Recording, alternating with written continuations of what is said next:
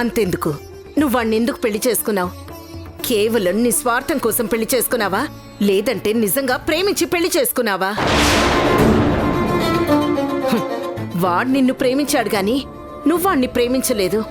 వాణ్ణి పెళ్లి చేసుకోవటానికి ముందే నీకు శివరాం తోటి ఎంగేజ్మెంట్ కూడా జరిగింది. కేవలం ఎవరినో ఉద్ధరించాలి అన్న ఆలోచనతో వాడితోటి పెళ్లి ప్రపోజల్ పెట్టావు, పెళ్లి చేసుకున్నావు. ఆ రోజు నుంచి ఈ రోజు వరకు ఏ ఒక్కరోజైనా వాడు ప్రశాంతంగా సంతోషంగా ఉన్న రోజు ఒక్కరోజు చెప్పు. నా కొడుకు జీవితం నాకు ముఖ్యం, నా కొడుకు సంతోషం నాకు ముఖ్యం. అందుకే నేను ఆ నిర్ణయం తీసుకున్నాను.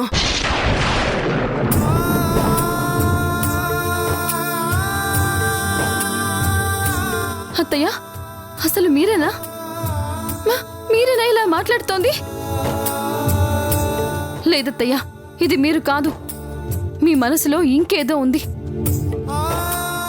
అది నాకు తెలియకుండా కవర్ చేసుకోవడానికి మీరు నా మీద లేనిపోని కోపాన్ని ప్రదర్శిస్తున్నారే తప్ప మీకు నా మీద ఎంత ప్రేమ ఉందో నాకు మాత్రమే తెలుసత్తయ్యా. ఈ మాటలు మేవి కాదు. నావి కాక ఇంకెవరు అవుతాయి? నేను చెప్తున్నాను విను. నీ జాతకం ప్రకారం నా కొడుకుతోటి నువ్వు కలిసి ఉండలేవు. ఒకవేళ నువ్వు కలిసున్నా వాడికి సుఖం సంతోషం అని ఉండవు. అందుకే నేను కావాలని నిన్ను బయటికి పంపించే ఏర్పాటు చేశాను. ఇదే నిజం. చాలా? ఇంకేమైనా డీటెయిల్స్ కావాలా? ఏంటత్తయ్యా ఇది? మీరు నాకు అమ్మ లాంటి వాళ్ళు. నాకు ఏ కష్టం వచ్చినా మీకే చెప్పుకున్నాను. అలాంటిది మీరే ఇలా మాట్లాడితే ఎలా అత్తయ్యా? నేను నీకమ్మని కాదు, నేను కేవలం నా కొడుక్కి మాత్రమే అమ్మని. నా కొడుకు సంతోషం నాకు ముఖ్యం. వాడు బాగుండాలి అంటే నువ్వు ఉండకూడదు, అంతే.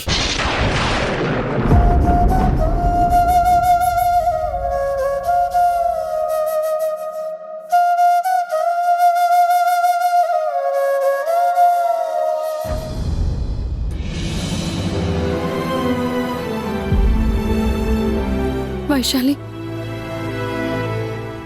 అత్తయ్య గారు ఏం మాట్లాడుతున్నారో విన్నావా? ఆవిడికి నేనంటే ఇష్టం లేదంట. భరత్ గారి నుంచి నేను విడిపోవాలని కోరుకుంటున్నారు వైశాలి. ఇది న్యాయమంటావా? నువ్వే చెప్పు. నువ్వంటే ఇష్టం లేదు, నువ్వింట్లో నుంచి వెళ్ళిపోవాలి, భరత్ జీవితంలోంచి వెళ్ళిపోవాలని మీ అత్తయ్య గారు చెప్తున్నారు కదా. ఇక ఇందులో నేను మాట్లాడటానికి ఏముంటుంది చంద్రిక? లేదు వైశాలి, మా అత్తయ్య ఏదో అబద్ధం చెప్తున్నారు. ఆవిడ మొహంలో ఖచ్చితంగా బాధ కనిపిస్తోంది. నాకది తెలుస్తుంది. తను ఎంత అడిగినా కానీ ఏం చెప్పట్లేదు. అసలు ఏం జరిగింది వైశాలి? నువ్వైనా చెప్పు. నేనేం మాట్లాడతాను చంద్రిక? లేదు, నీకు తెలుసు. అత్తయ్య గారు నన్ను బయటికి తీసుకువెళ్ళమని చెప్పిందే నీకు. ఏ కారణం లేకుండా తను ఎందుకు చెప్తుంది? నువ్వు ఏ కారణం అడగకుండా నన్ను ఎలా తీసుకెళ్తావు? వైశాలి, దయచేసి నిజం చెప్పు. నువ్వు అడిగితే మీ అత్తయ్య సమాధానం చెప్పలేదు. మీ అత్తయ్య సమాధానం చెప్పలేని ప్రశ్నలకి నేను మాత్రం ఏ సమాధానం చెప్పగలను చంద్రిక? నువ్వు సంతోషంగా ఉండాలి, నీ భర్తతో కలిసి ప్రశాంతంగా జీవితం గడపాలని మీ అత్తయ్య గారికి లేనప్పుడు నువ్వడిగితే మాత్రం ఆవిడ యాక్సెప్ట్ చేస్తారో చెప్పు. అదేంటి వైశాలి, నువ్వు కూడా అలా మాట్లాడతావేంటి? నేను తాళి కట్టించుకున్న భార్యని, నాకు భరత్ గారి మీద సర్వాధికారాలు ఉంటాయి. ఆయన నా భర్త కోసం నేను ఎంత పోరాటం చేశానో, ఎన్ని కష్టాలు పడ్డానో నీకు తెలుసు కదా. ఆ రుద్రాణి చేసిన పనులకి నేను నా బిడ్డ ఎంత నరకం అనుభవించామో నీకు తెలీదు. అన్ని సమస్యలు తీరిపోయి ఈ రోజున కాస్త ప్రశాంతమైన జీవితం గడుపుదాము అనుకునేసరికి అత్తయ్య గారు కూడా ఇలా మాట్లాడడం చూస్తుంటే నాకేం చేయాలో అర్థం కావడం లేదు. వైశాలి, దయచేసి నిజం చెప్పు. ఏం జరిగింది? నేను చెప్పలేను చంద్రిక. నేను చెప్పగలిగింది ఒక్కటే. బహుశా నీకు నీ భర్తకి మధ్య ఆ దేవుడు రాసి పెట్టలేదేమో. వైశాలి, అన్నీ తెలిసిన దానివి నువ్వు కూడా చివరికి ఇలాగే మాట్లాడుతున్నావా? నేను మాట్లాడటం లేదు చంద్రిక, ఇక్కడున్న పరిస్థితులను బట్టి అంచనా వేస్తున్నానంతే. మరి మీ అత్తయ్య నిన్ను దేవతలా చూసుకోవాలి, అలాంటిది ఆవిడ నిన్ను దూరం చేయాలని ఆలోచిస్తుందంటే మరి ఆవిడ మనసులో ఏముందో నీకే అర్థం కావాలి. దీనికి నేను మాత్రం చెప్పగలిగింది ఏముంది చెప్పు. నాకేం అర్థం కావట్లేదు వైశాలి. మా అత్తయ్య నన్ను కొట్టినా తిట్టినా ఏం చేసినా నేను భరిస్తాను. ఆవిడ ఎన్ని మాటలన్నా నేను ఫీల్ అవ్వను. ఎందుకంటే నన్ను అమ్మలా ఆదరించింది మా అత్తయ్యే కాబట్టి. నా కష్టంలో అండగా నిలబడాల్సిన మా అత్తయ్య ఈరోజు నువ్వు నా కొడుకు పక్కన ఉండటానికి వీల్లేదు అని చెప్తూ ఉంటే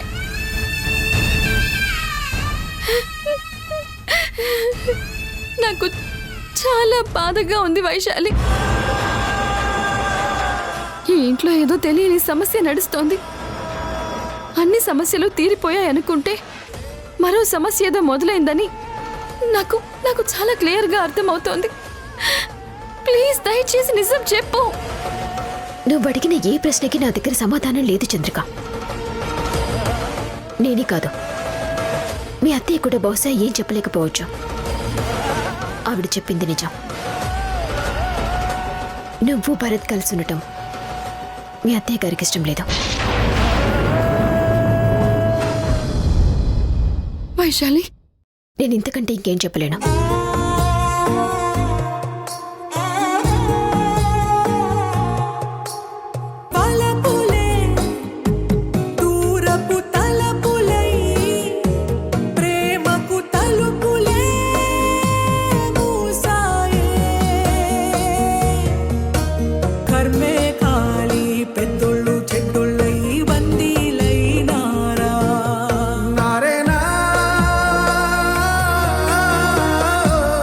అత్తయ్య గారు,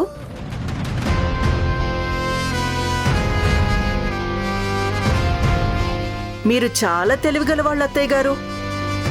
ఎంతో అమాయకులు అనుకున్నాను, కానీ మీకు చాలా తెలివితేటలున్నాయి. ఇదేనా అత్తయ్య మీరు నాకిచ్చిన మాట?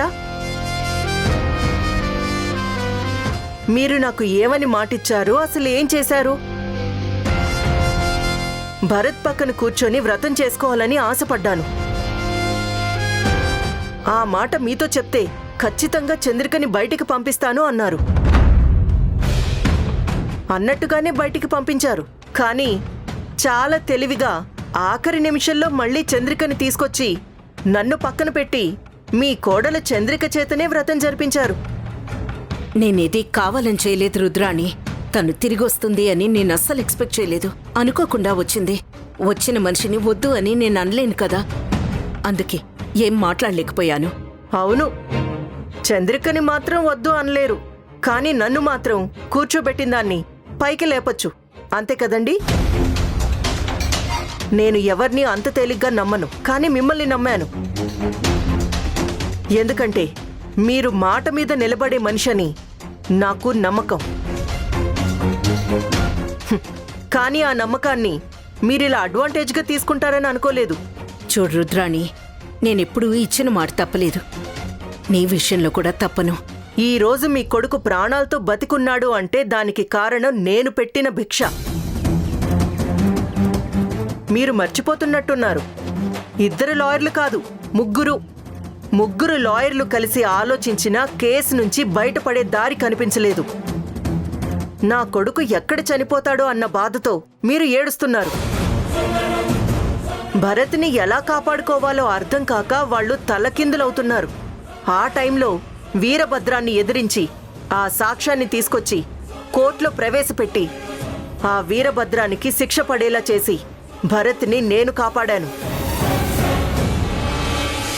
బహుశా మీరు దండం పెడితే ఆ దేవుడు కూడా ఆ పని చేయలేడేమో, కానీ నేను చేశాను. నాకు మాటిచ్చారు. ఇచ్చిన మాట నిలబెట్టుకుంటాను అని నాకు ప్రామిస్ చేశారు. బాండ్ కూడా రాసిచ్చారు. కానీ ఇచ్చిన ఏ మాట నిలబెట్టుకోలేకపోయారు. ఆఖరికి చిన్న కోరిక నేను కోరుకుంటే దాన్ని కూడా మీరు తీర్చలేకపోయారు. చూడు రుద్రాణి, నేను నిన్ను మోసం చేయలేదు, చెయ్యను కూడా. నిజంగా చంద్రిక ఎందుకు వెనక్కొచ్చిందో నాకు తెలీదు. నీకిచ్చిన మాట ప్రకారం వాళ్ళిద్దరిని వేరు చేస్తాను. భరత్ని నీకు దగ్గర చేస్తాను. మీ ఇద్దరికి పెళ్లి చేస్తాను. ఇంకా మీ మాటలు నమ్మమంటారా అండి? నమ్మాలి. నాకిష్టం లేకపోయినా, మనసుకు కష్టంగా అనిపించినా నా ప్రయత్నం నేను చేస్తూనే ఉన్నాను. మీ ఇద్దరికి పెళ్లి చేసే బాధ్యత నాది. దయచేసి నన్ను నమ్ము. నేను మిమ్మల్ని ఎప్పుడూ నమ్ముతానత్తయ్యా. కాకపోతే ఆఖరి నిమిషంలో ఇలాంటి ట్విస్ట్లు ఇస్తే నాకు మీ మీద అనుమానం వస్తుంది. చూడండి అత్తయ్య, మీకు చంద్రిక అంటే చాలా ఇష్టం. ఆ విషయం నాకు తెలుసు. కానీ చంద్రికకి మీకు మీ అబ్బాయికి మధ్య ఉన్న అనుబంధం ఆ కోర్టు కేసుతోనే ముగిసిపోయింది. ఇప్పుడున్న భరత్ నేను కాపాడుకున్న మనిషి, అంటే నా సొంతం. న్యాయంగా ఆలోచిస్తే నేను కాపాడుకున్న ప్రాణం నాకే దక్కాలి. భరత్ నావాడు. అలాగే, నాకు అర్థం అవుతుంది. నేను మాటిస్తున్నాను కదా, ఖచ్చితంగా మీ ఇద్దరిని కలుపుతాను. అది వీలైనంత త్వరగా చేయండి. ఇంకా ఆలస్యం చేయొద్దు.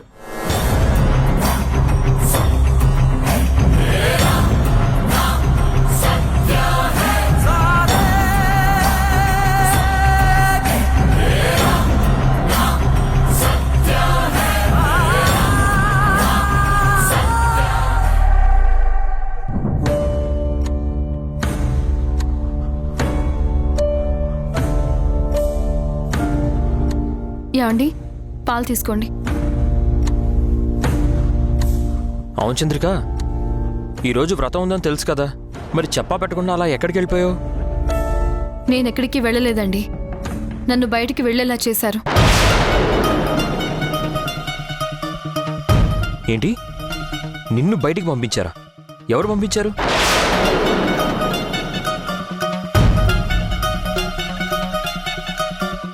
చెప్పు చంద్రిక, నిన్ను బయటికి పంపించేలా ఎవరు చేశారు? ఎవరి గురించి నువ్వు మాట్లాడుతున్నావు? మీ అమ్మగారి గురించి. వాట్? అవునండి, మీ అమ్మగారే నన్ను ఆ టైంకి ఇక్కడ ఉండకుండా బయటికి పంపించారు. ఏం మాట్లాడుతున్నావు చంద్రిక? అసలు నువ్వు బయటికి వెళ్ళిన విషయమే అమ్మకి తెలీదు.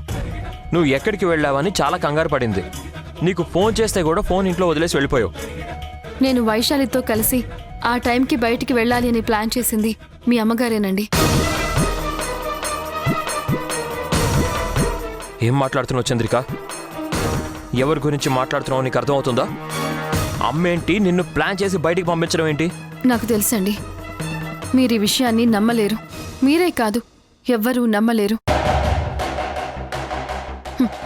నేను కూడా మొదట నమ్మలేకపోయాను, కానీ ఇదే నిజం. మీ అమ్మగారికి మనిద్దరం కలిసి ఉండటం ఇష్టం లేదట.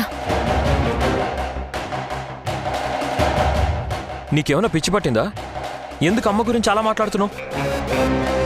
మనిద్దరం కలిసి ఉండడం అమ్మకి ఇష్టం లేకపోవడం ఏంటి? అసలు మనిద్దరిని కలపడం కోసం అమ్మ ఎంత కష్టపడిందో మర్చిపోయావా? కన్న కొడుకుని నన్ను కూడా కాదని నిన్నే అభిమానించింది. నీ పక్కనే ఉండి నీకు తోడుగా నిలబడింది. అలాంటి మనిషి గురించి నువ్వు ఇలా తప్పుగా మాట్లాడడం కరెక్ట్ కాదు చంద్రిక. నేను చెప్తుంది నిజమేనండి. ఇది వాళ్ళో వీళ్ళో చెప్తే వినలేదు. స్వయంగా మీ అమ్మగారి నోటి నుంచే విన్నాను. కావాలంటే మీరే వెళ్ళి తెలుసుకోండి. ఆవిడికి మనం కలిసి ఉండటం ఇష్టం లేక ఆవిడ నన్ను ఇంట్లో నుంచి బయటికి వెళ్ళిపోమంటున్నారు. వైశాలి తలనొప్పిగా ఉందని చెప్పి అర్జెంటుగా హాస్పిటల్కి వెళ్ళి వచ్చేద్దామని నన్ను తీసుకువెళ్ళింది. అక్కడికి వెళ్లేసరికి వైశాలికి తలనొప్పి లేదు. ఏమైందని అడిగితే మీ అమ్మగారే నన్ను బయటికి తీసుకువెళ్ళమన్నారు అని చెప్పింది.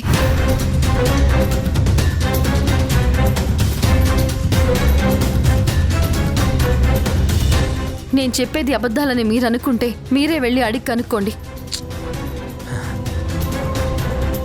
నువ్వు అసలు చెప్పేవేవి నాకు అర్థం కావట్లేదు చంద్రిక. అమ్మేంటి ఇలా ప్రవర్తించడం ఏంటి? నో, నేను అసలు నమ్మలేను.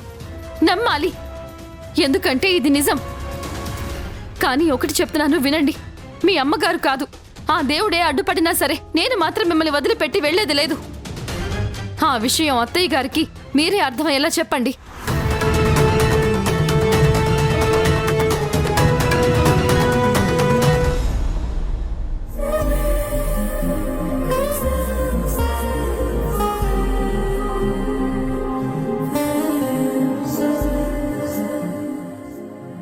రుద్రాణి, నువ్వా?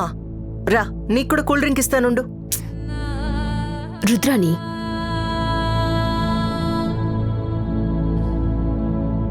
ఏంటి వైశాలి, ఏమైంది? చూడు రుద్రాణి, నువ్వు చేస్తుంది కరెక్ట్ కాదు.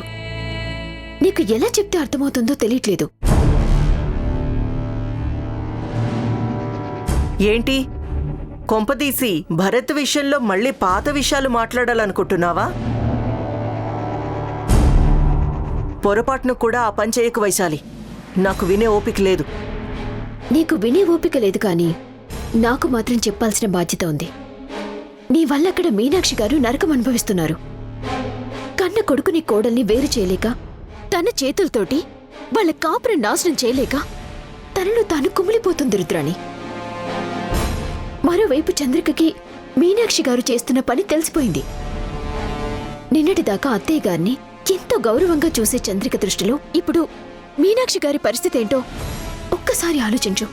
నిజంగా చంద్రికకి ఈ విషయాలన్నీ తెలిసిపోయాయా? అవును, తెలిసిపోయాయి.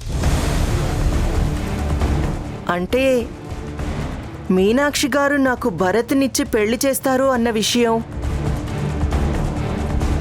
తను అగ్రిమెంట్ రాసిచ్చిన విషయం, ఇవన్నీ తెలిసిపోయాయా? నేను ఇంత సీరియస్గా చెప్తుంటే నీకు తమాషాగా ఉందా? తమాషా కాదు వైశాలి. ఎలాగైనా సరే చంద్రికకి ఈ విషయం తెలిసిందంటే నాకొక పెద్ద సమస్య తీరిపోతుంది. ఎప్పటికైనా చంద్రికకి తెలియాల్సిన విషయమే కదా. ఇంత తొందరగా తెలిసిపోయిందంటే నా పని ఈజీ అయిపోతుంది కదా. అంటే ఇంత జరిగినా కానీ నేను చెప్పేది నీకు అర్థం కావడం లేదా? నేను ఇన్నిసార్లు భరతే కావాలని చెప్పుకుంటున్నా నీకు నా గురించి అర్థమైందా? అర్థం కాలేదుగా. జస్ట్ లైక్ దట్ ఇది కూడా అంతే. ఎవరి గోల వాళ్ళది. నీకు చంద్రిక బాగుండడం కావాలి, నాకు భరత్ నన్ను పెళ్లి చేసుకోవడం కావాలి. చూసేవాళ్లందరికీ నేనొక రాక్షసిలాగా, దుర్మార్గురాల్లాగా కనిపిస్తాను. అది వాళ్ల కళ్ళల్లో ఉన్న లోపం, నాలో లోపం కాదు. ఒక్కసారి నా మనసుతో ఆలోచించి చూడండి. భరత్ అంటే నాకు ఎంత ప్రేమో, తన కోసం నేను ఎంత కష్టపడుతున్నానో ఇదంతా తెలియాలంటే ఒక్కసారి నా గురించి, నా క్యారెక్టర్ గురించి ఆలోచించాలి వైశాలి. అసలు నీకు ఏం కావాలి? నీకు ఎంత డబ్బు కావాలంటే అంత డబ్బిస్తాను. మీనాక్షి ఆస్తితో పాటు నా ఆస్తి కూడా కల్పిస్తాను. ప్లీజ్ దయచేసి వారిని వదిలే. సరే, నాకు ఆస్తి వద్దు కానీ ఒక పని చేస్తావా? ఏంటి?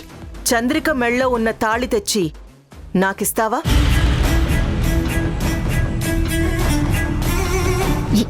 ఏం మాట్లాడుతున్నావు రుద్రాణి? నేను కరెక్ట్గానే మాట్లాడుతున్నాను వైశాలి. నాకు చంద్రిక మెడలో ఉన్న తాళి కావాలి. అదిస్తే నేను తన జీవితంలోంచి వెళ్ళిపోతాను. ఓకేనా? అది ఇంపాసిబుల్. అటువంటప్పుడు ఇది కూడా ఇంపాసిబుల్.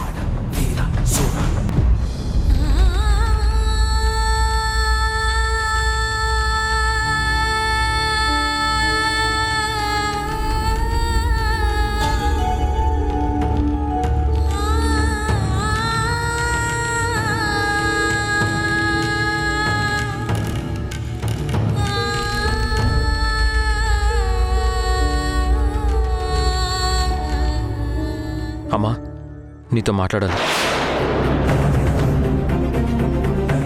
ఏం మాట్లాడాలరా?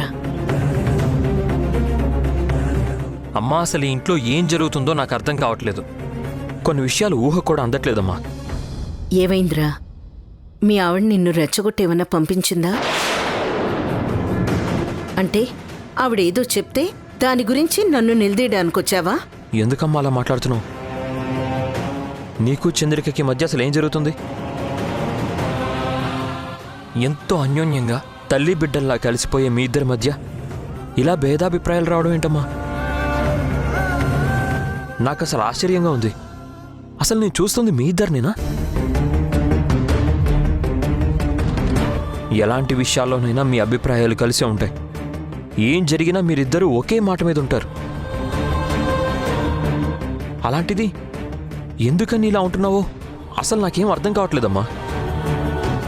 ఓ, అంటే తప్పంతా నా మీదకే తోసేస్తున్నా అంటావు. అమ్మా అలా అనకమ్మా. నేను నిన్నెందుకు తప్పు పడతాను చెప్పు?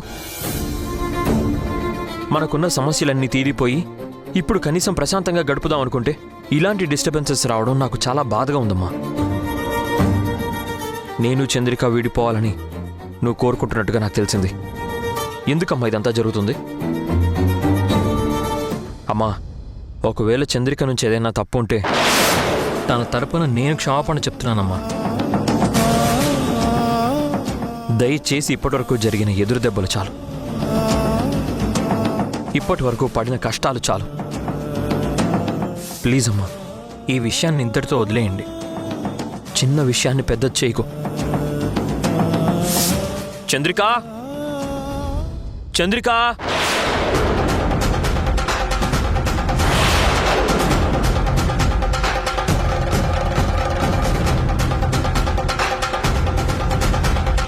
చూడమ్మా, చంద్రిక ముందే చెప్తున్నాను, తనకి నీకు మధ్య ఎలాంటి భేదాభిప్రాయాలున్నా ఎలాంటి కోపతాపాలున్నా అవన్నీ ఇంతటితో వదిలేయండమ్మా. చూడు చంద్రిక, అమ్మ ఏమన్నది అన్న విషయం పక్కన పెట్టి నువ్వు అమ్మ ఇద్దరు కలిసి ఉండాలి.